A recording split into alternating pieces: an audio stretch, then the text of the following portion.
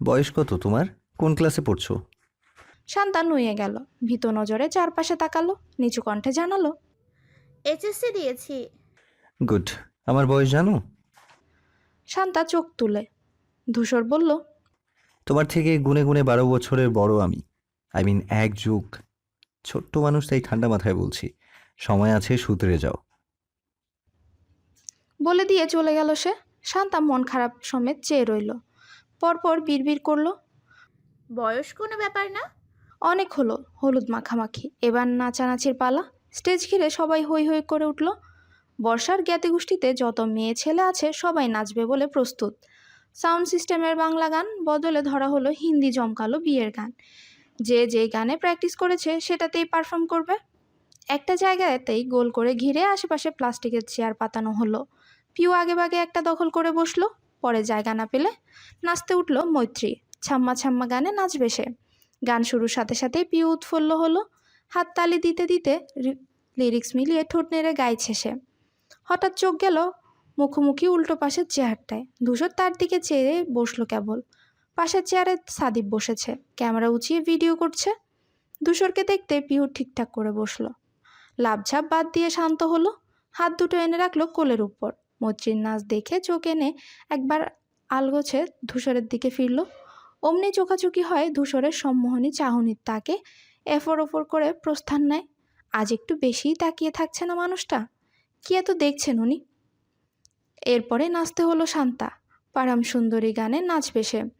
আসার আগে সুপ্তির হাতে ফোন ধরিয়ে দিল, সাথে বলে এলো প্রথম থেকে ভিডিও করবে।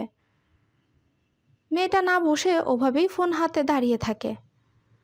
গানটা 2 স্টেপ ঠিকঠাক চললো, তার পরপরই বেজে উঠল কালা চশমা গানটা।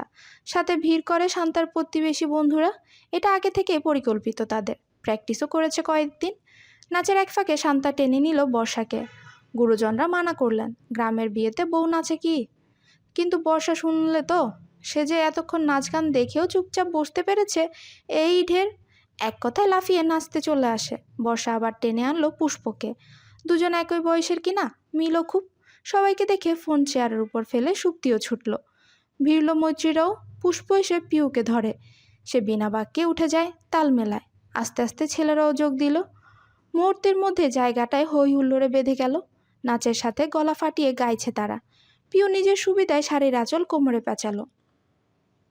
মৈত্রী এসে সাদিফকে অনুরোধ করলো নাচার জন্য। সাদিফ এবারেও মুখের উপর না করতে পারল না, যোগ হলো সেও। আনন্দে হল্লাহল্লি অবস্থা প্রায়। আচমকা পিউর শাড়ি ভেদ করে পেটে চিমটি কাটলো কেউ। চমকে দাঁড়িয়ে গেল মেয়েটা, আতঙ্কিত হয়ে সবাইকে দেখলো। প্রত্যেকেই ব্যস্ত নাচতে। কে করলো তাহলে? পিউ জটলা থেকে ক্রুদ্ধ পায়ে বেরিয়ে এলো। এপাশে এসে শাড়ি উঁচিয়ে জায়গাটা দেখলো। চিমটি কাটেনি, যেন মাংস খাবলে নেওয়ার ফন্দি করেছিল। নখের দাগ বসেছে স্পষ্ট। জীবনে প্রথম এমন পরিস্থিতির শিকার হয়েছে সে। শরীর রিরি করে উঠল তার। রাগে দুঃখে কান্না উগলে এলো। আর নাচবে না, বসে থাকবে চুপ করে। পিউ চেহারার দিকে এগোতে নিলে আচমকা ভীষণ জোরে হাত চেপে ধরলো কেউ একজন। পিউ ভুরকে তাকায়। শক্ত চিবুক, ক্ষুদ্র চোখ, তাকিয়ে আছে ধূসর। চেহারা দেখে পিউ ঘাবড়ে যায়, ভয় পায়। একটা কথাও বলল না সে। হাঁটা ধরলো বাড়ির দিকে। পিউ হুমড়ি খেয়ে পড়তে পড়তেও বেঁচে যায়। ধূসর হিড় করে টানতে টানতে নিচ্ছে একদম। বর্ষার ঘরটা এসে কদম থামল। হাত ছাড়ার নামে ছুঁড়ে মারল তাকে। পিউ হুচট খেতে খেলেও না। শাড়ি সামলে রাখতে বলেছিলাম না তোকে? তপ্ত ভারী স্বরে পিহু ঢোক গিলল। সাফাই দেওয়ার ভঙ্গিতে বলতে যায়, ধূসর প্রতিমধ্যে থামিয়ে দিল ধূসর। দুঃসহ হার হিমস্বরে বলল, আমার রাগ নিয়ন্ত্রণে থাকার মধ্যেই চেঞ্জ করে আসবি পিউ, না হলে কথা দিতে পারছি না তোকে কি করব। শীতল হুমকিতে পিহুর নেত্রপল্লব কেঁপে ওঠে। সমস্ত দেহ ঠান্ডায় আটসাটা। ধূসরের তীক্ষ্ণ ধারালো চাহনি হৃদয় নাড়িয়ে দেয়। ধূসর রুমের চার কোণায় চোখ বোলায়, খুঁজছে কিছু। পরপর এগিয়ে যায় নাক বরাবর। দাঁড় করানোর লাগেজটা হাতে তুলে পিউ ভীত নজরে দেখছে সব। কি করবেন ধূসর ভাই? ওর জামা পরবে নাকি? ধূসর লাগেজ এনে বিছানায় রাখলো। টেনে ঘুরিয়ে চেন খুলল। বেরিয়ে এলো পিহুর সমস্ত জামা কাপড়। ধূসর একটা একটা করে কাপড় বাছলো। শেষে পছন্দ মতো জলপাই রঙের স্কার্ট সেট আর ওড়না হাতে নিয়ে সোজা হয়ে দাঁড়ায়। ঘুরে তাকায় পিহুর দিকে, এগিয়ে যায়। পিহুর বুকের কাছে জড়সড় হাত দুটো টেনে সামনে এনে কাপড়গুলো ধরিয়ে দেয়। শান্ত কণ্ঠে তর্জন দেয়। সময় 5 মিনিট। চেঞ্জ করবি না দাঁড়িয়ে থাকবি ঠিক কর। পিউর সাধ্য নেই দাঁড়িয়ে থাকা। ধূসর বিরতি নিতে না নিতেই দ্রুত পায়ে ছুটল সে। তড়িঘড়ি করে ওয়াশরুমে ঢুকলো। দরজার ছিটকিনি তুলে পিঠ ঠেকালো। বুকে হাত দিয়ে শ্বাস ফেললো। দুহাতে চেপে রাখা কাপড়গুলো একবার দেখে আয়নার দিকে তাকালো। সঙ্গে সঙ্গে নুয়ে গেল লাজুকতার ন্যায়। মুচকি এসে মাথা নামালো। ধূসর ভাইয়ের এই অধিকার বোধ, এই পজিটিভনেস তোলপাড় চালায় পক্ষে। মানুষটার প্রতিটা কাজ বুঝিয়ে দেয় কি অপরিসীম ভালোবাসার সিক্ত করছে তাকে। ধূসর ভাই ভালোবাসেন আমায় শব্দটা কয়েকবার আওড়ালো পিহু। আজ প্রতিটা পদক্ষেপে ধূসর বুঝিয়ে দিচ্ছেন এটা। পিওর বুক কাঁপছে লজ্জায়। আচমকা মনে পড়ল ধূসরে বেঁধে দেওয়ার সময় ঠিক 5 মিনিটের মধ্যে চেঞ্জ করে সামনে যাওয়ার কথা। পিওর ডগমগ ভাব ঢাকা পড়ে গেল। তাড়াহুড়ো করে শাড়ির পিন ছোটাতে যায়, কিন্তু এখানেও যেন বিপত্তি। আঁচল ঘুরিয়ে একটা পিন পেছনে ব্লাউজের সাথে মেরেছিল। পরার সময় সহজে আটকাতে পেরেছিল, অথচ এখন খুলছেই না। পিউ চেষ্টা করলো, অনেকক্ষণ টানাটানি করলো, কিন্তু ছোটাতেই পারলো না। উল্টো সোচালো মাথাটা বিঁধে গেল আঙ্গুলে। চট করে হাত ফিরিয়ে আঙ্গুল জিভে ভেজালো সে। শীতের একটু ব্যথা ভয়ঙ্কর। পিউ ব্যর্থ হয়ে চবর্গীয় শব্দ করে। কি করবে এখন? হঠাৎ মাথায় আসে ধূসরের কথা। মানুষটা বাইরেই দাঁড়িয়ে, ডেকে বলবে একবার। পর মুহূর্তে ঘন ঘন মাথা নাড়ে। কি লজ্জার ব্যাপার এটা। পিউ আবার চেষ্টা করলো। সেফটি পিনের মাথাটা নাগালে পেলেও ফসকে যাচ্ছে। অধৈর্য হয়ে উঠল শেষমেশ। হাত মুচড়ে পিঠের কাছে নিতে নিতেও ব্যথা হয়ে যাচ্ছে। আর উপায় নেই। পিউ শ্বাস ফেলে দরজার ছিটকিনি টেনে সরায়। হালকা মাথা বের করে উকি দেয় বাইরে। ধূসর পায়ের উপর পা তুলে বিছানায় বসে আছে। সুনিপন মনোযোগ ফোনের স্ক্রিনে। পিউ ঠোঁট কামড়ে ভাবল, ডাকবেন না কি ডাকবেন না। বহুক্ষণের ইতস্ততা কাটিয়ে ডেকে উঠল। ধূসর ভাই। ধূসর চোখে তাকালো। উত্তর পাঠায়। হুম? সে তাকাতেই পিউ কথা গুলিয়ে ফেলল। অমন ছুরির ন্যায় চাহনি দেখলে শব্দ বের হবে কিভাবে। জিভ দিয়ে ঠোঁট ভেজালো। কথা খুঁজলো। ধূসর যেন বুঝে নিল তার অস্থিরতা। উঠে এগিয়ে এলো সে। পিউ হৃদস্পন্দন জোরালো হয় তার প্রতিটা কদমে। মুখোমুখি দাঁড়ায় ধূসর। জিজ্ঞেস করে, কি হয়েছে? পিউ হাত দিয়ে ঘাড় চুলকায়। তার অপ্রস্তুত চেহারা মন দিয়ে দেখল ধূসর। মোলায়েম কণ্ঠে শুধালো, কিছু লাগবে? একটু সাহারা পেল পিহু। বিপদে সাহায্য পেতে এত লজ্জা কিসের, তাও যেখানে প্রসঙ্গ তার প্রিয় মানুষটার। সে দ্বিধাদ্বন্দ্ব কাটিয়ে বলল, ব্লাউজের সাথে সেফটি পিন আটকে গিয়েছে, একটু। কথা শেষ হয় না ধূসর এইটুকু শুনেই বলল, দেখি ঘোর। পিউ দরজা ছেড়ে বেরিয়ে আসে। সুস্থির ভঙ্গিতে পিঠ ফেরায় তার দিকে। পরপর স্পর্শ পায় একটি হিমশীতল হাতের। ধূসর আলগোছে পিঠ থেকে চুল সরিয়ে কাঁধে রাখল। উন্মুক্ত হলো পিউর ফর্সা মসৃণ পৃষ্ঠা। খুব দ্রুত চোখ ফেরায় সে। পিনের ভেতর পেঁচিয়ে যাওয়া শাড়ির ভাঁজে নজর দিতে চায়, কিন্তু না। ঘুরে ফিরে দৃষ্টি ফিরে আসে পিউর পিঠের উপর। খোলা পিঠ ধূসরের অন্তঃস্থলে শিহরণ তুলে। গলা শুকিয়ে হয় কাঠ। ঢোক গিলে সে। বক্ষ স্পন্দন বাড়তে বাড়তে পাহাড় ছোঁয়া। সংযম জগৎ সম্পর্ক সব ভুলিয়ে ভ্রান্ত করে মস্তিষ্ক। অশান্ত অস্থির ঢেউ আশ্রে পড়ে ভেতরে। স্মৃতি থেকে ইহজগৎ মুছে ধূসর খেয়েই হারালো। টুপ করে ঠোঁট ছোঁয়ালো সেখানে। প্রথমবারের মতো এক গভীর খাদহীন চুমো আঁকলো পিহুর শরীরে। অমনি পিহুর শরীর ঝাঁকুনি দিল। থরথরে কাঁপলো হাঁটু দুটো। নিচু চিবুক উঠে এলো। বৃহৎ চোখ ছড়িয়ে গেল বাইরে। কল্পনাতীত ঘটনায় সে কর্তব্যহীন। স্তম্ভিত নেত্রে ঘুরতে চাইলে আটকে দিল ধূসর। ফিরতে দিল না তার দিকে। শক্ত করে বাহু চেপে রাখে।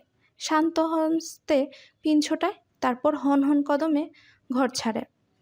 পায়ের শব্দে স্পষ্ট বুঝল পিহু ধূসর নেই রুমে। তবুও ফিরে দেখার শক্তিটুকু হলো না তার। বুকটা প্রচণ্ড কাঁপছে। এই তো ধরাস করে না লাফাচ্ছে, যেন ফুলে ফেপে বেরিয়ে আসবে। পিউ হাত রাখলো সেখানে। উপর থেকে যেন হৃৎপিণ্ডটা খামচে ধরতে চাইল। শ্বাস আটকে আসছে তার। লজ্জায় কুণ্ঠায় ডুবে গেল সে। ধূসর ভাই ছুঁয়েছে তাকে। এই ছোঁয়া ভালোবাসার, এই ছোঁয়া কাছে আসার। পিউ চোখ বুঝে শ্বাস নিল। ভীষণ দ্রুত বুকে ওঠানামা করলো। সে দাঁড়িয়ে থাকতে পারে না। দেয়াল ঘেঁষে বসে পড়ে মেঝেতে। হাঁটুতে মুখ গুজে নিজেকে আড়াল করে। এই লজ্জা, এই ভালো লাগার হাঁসফাঁস থেকে। বর্ষাকে একটা নতুন সুতি শাড়ি পরানো হয়েছে, মাথায় আবার ঘোমটা টানা, কাঁচা হলুদের গন্ধ শরীরে করছে এখনো। চেহারাতে ফুটে উঠেছে ঈষৎ বউ বউ ভাব। মৈত্রী শাড়ি পাল্টে গোসল সেরে পরিপাটি, থ্রি পিস পরে জুতো পায়ে এসে বাবু হয়ে বসলো পাটিতে। বর্ষার হাত দিয়ে কোলের উপর রাখলো। বর্ষা গ্যালারি ঘেটে একটা ছবি মেলে ধরলো তার সামনে, নম্র কণ্ঠে আদেশ করলো। বহু এইরকম ডিজাইন দিয়ে দিবি, ওকে? মৈত্রী মাথা ঝাঁকায়, মনোযোগ দিয়ে স্ক্রিনে অবলোকন করে, তারপর হাত লাগায় আঁকতে। মেয়েটার মেহেদি আঁকার হাত দারুণ, যে নকশা দেখাবে একদম কপি পেস্ট করে দেবে চোখ বুঝে। জাতিগোষ্ঠী যারই বিয়ে হোক, ডাক পড়বে পড়বেই, এমনকি প্রতিবেশীরও বিনা পয়সায় লুফে নেয় তার প্রতিভা। মৈত্রীর কিন্তু বেশ ভালো লাগে এসব, একটুও অনীহা নেই, বিরক্তিও নেই। বর্ষার চারপাশ ঘিরে আন্ডা বাচ্চারাও বসেছে, শান্তা, সুপ্তি, পুষ্প সবাই আছে এখানে। দূর থেকে স্কার্টের দুপ মাথা উঁচু করে ধরে ছুটে এলো পিহু, পুটুপুটি করে বসে পড়লো পাশে, চঞ্চল কণ্ঠে আবদার করলো। মৈত্রী আপু, আমাকেও দিয়ে দেবে এরপর? মৈত্রী ঝলমলে হেসে জানালো। নিশ্চয়ই। থেকে ক্যামেরা হাতে উড়ে এলো সাদিফ, লেন্স চোখে ঠেকিয়ে বলল। Everyone smile please. সবার দৃষ্টি নিক্ষেপ হয়, মৈত্রী অমনি গুটিয়ে গেল, দুগালে ছড়ালো লাল লাল আভা। সাদিফ পরপর কতগুলো ক্লিক বসালো ক্যামেরায়। পিউর দিক চোখ পড়তে ভ্রু গুটিয়ে বলল। শাড়ি পাল্টালি যে, ভালোই লাগছিল তো। পিউ কিছু বলতে নিয়েও থমকায়। পেছনের হৃদয়স্পর্শী ঘটনাটুকু মনে করেই লজ্জায় নেতিয়ে পড়ে মন। আস্তে ধীরে জবাব দেয়। গরম লাগছিল। বর্ষা চোখ কপালে তুলে বলল। গরম লাগছিল বলছিস পিউ? আমার গায়ে এখন কলসির পানিগুলো ঢালছিস মনে হয়। আমার গায়ে এখন কলসির পানিগুলো ঢালছিল ফ্রিজে। মৈত্রীর হাত চলছে না, সাদিপ দাঁড়িয়ে তার পাশে, আর চোখে কেবল কোমর অবধি দেখা যায়। সে ভীষণ রকম চাইছে ওর মুখটা দেখবে, চশমাওয়ালা ফর্সা লোকটার মুখখানি হৃদয়ে উতলে দেয়, কিন্তু পারে না। কোণঠায় হারিয়ে যায় ইচ্ছে। তার লজ্জা এক ধাপ বাড়াতে সাদিপ বসে পড়ল পাটির উপর, মুগ্ধ হয়ে বলল। বাহ, আপনি আর্টিস্ট তো বেশ। মৈত্রীর বুক ধুকপুক করে, অশান্ত অমত্ত ঝড় বয়। সাদিপের গা থেকে আতরের গন্ধ ভেসে আসছে, কি মধুর সেই ঘ্রাণ। মৈত্রী কথা বলতে চাইলেও ছোট করে ধন্যবাদ দিতে ব্যর্থ সে এবারেও। উফ, কি জাদু করলো লোকটা, তাও মাত্র একদিনে। পিউ আশেপাশে তাকাচ্ছে, গলা উঁচিয়ে উঁচিয়ে দূরেরটাও দেখছে। এক কথায় খুঁজছে সে ধূসরকে। বিকেলের ঘটনার পর তার ঘর ছাড়তে কষ্ট হয়েছিল। বের হলেই ধূসর ভাই সামনে পড়বেন, কি করে চোখাচোখ মেলাবে। তারপর সেই চিন্তায় হা হুতাশ করে পিহু ঘাপটি মেরে বসে থাকে। কিন্তু তার মতো মেয়ে কি আর ঘরে বসে থাকার মানুষ? নিচে এত হই হুল্লোড় হচ্ছে, সে নাকি থাকবে কি করে? তার উপর ঘি ঢালে সুপ্তি, সেও জামা পাল্টাতে এসেছে। ঘাড়ের কাছে গাউনের লেবেলটা খোঁচাচ্ছিল, আপাতত পাল্টে শান্তিমতো অন্য কিছু পরবে। পিউকে বাড়িতে দেখেই সে উদ্বিগ্ন নিয়ে বলল। আরে পিউ আপু, তুমি এখানে কেন? নিচে কত কিছু হচ্ছে জানো? আম্মু, তোমার ছোট মা সবাই নাচছে। যাও যাও, না হলে সব মিস হয়ে যাবে। আর ঘরে থাকা হয় না। নাচনে বুড়ি ঢোলের বাড়ি পেলে কি টিকে থাকে? সে ছুটে বের হলো তখনই, কিন্তু উঠোনে ধূসর ছিল না। পিউ ক্ষণিকের স্বস্তি পায়, অথচ ঘন্টার পর ঘন্টা পার হলেও ধূসরের দেখা নেই। পিউর চিন্তা হতে থাকলো, এই যে এখনো হচ্ছে। মা, মেঝো মা সবাইকে জিজ্ঞেস করেছে, কিন্তু তারা কেউ জানে না। পিউর ধ্যান কাটে রিংটোনের শব্দে, পুষ্পর ফোন বাজছে। সে স্ক্রিনে চোখ বুলিয়ে সবার দিকে একবার একবার তাকায়। পিউ চটপট দৃষ্টি আড়াল করে। পুষ্প আলগোছে নিঃশব্দে উঠে যায় সেখান থেকে। পিউর সন্দেহ হলো, পুষ্পর হাবভাব অন্যরকম লাগলো। আপুর চেহারাটা একটা চোট ভাব ফুটেছিল না? কে ফোন করেছে ওকে? কৌতূহলে সে বসে থাকতে পারল না। উঠে দাঁড়াতেই সাদিপ প্রশ্ন করে। কই যাস? আসছি। পিউ হাঁটা ধরল, অনুসরণ করলো পুষ্পকে। সে গিয়ে দাঁড়ালো একেবারে বাড়ির শেষ মাথায়। সাউন্ড সিস্টেমের আওয়াজ নেই, লাইটিংয়ের স্পর্শ নেই। তেমন নিরিবিলি জায়গায় গিয়ে রিসিভ করলো ফোন। মিহি কণ্ঠে বলল। হ্যাঁ বলো।